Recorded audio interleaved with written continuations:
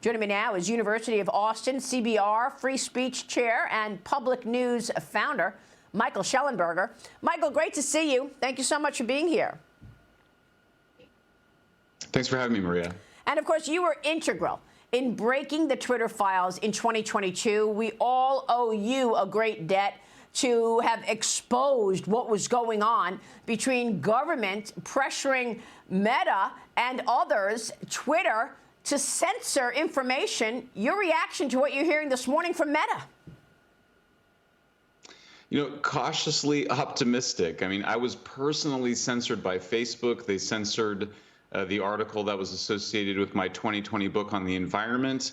They falsely accused me of climate denialism, which I had not done. And that's a typical pattern, is that we see governments and others, often NGOs funded by George Soros, spreading disinformation and then demanding censorship on the basis of that. That's what happened with the Hunter Biden laptop. They falsely claimed that it was Russian disinformation, and then they demanded censorship on the basis of that. So it is good to see this from Zuckerberg. I think it's worth pointing out that he has demanded free speech in the past and then been pressured into greater censorship.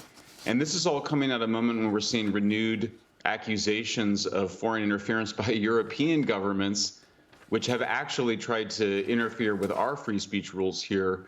So I think it's an important moment, but I am hesitant to count our chickens before they've hatched. Yeah, no, I understand that. And it goes even way beyond the Hunter Biden laptop. It started with Russia collusion.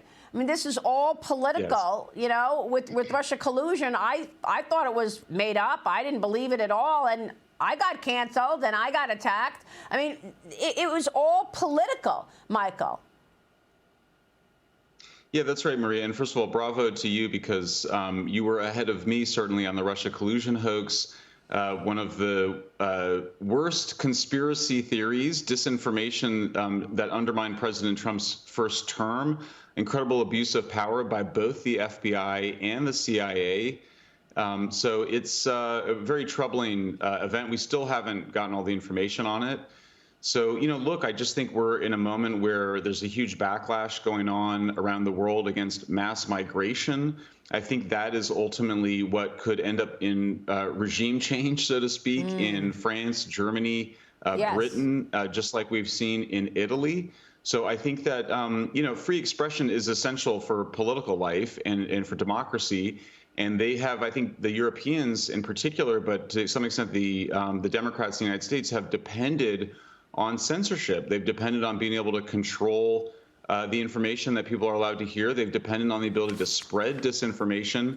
So we, you know, again, I'm cautiously optimistic, but we could be looking at a new day here, not just for media and free speech, but also for what happens in our political life. Well, that would be wonderful. And you mentioned migration. It's a great point, because the issue of illegal immigration is an issue across the world. It's not just the United States. And you've got a piece out soon on how European governments are trying to make the case to censor Elon Musk and posts on X.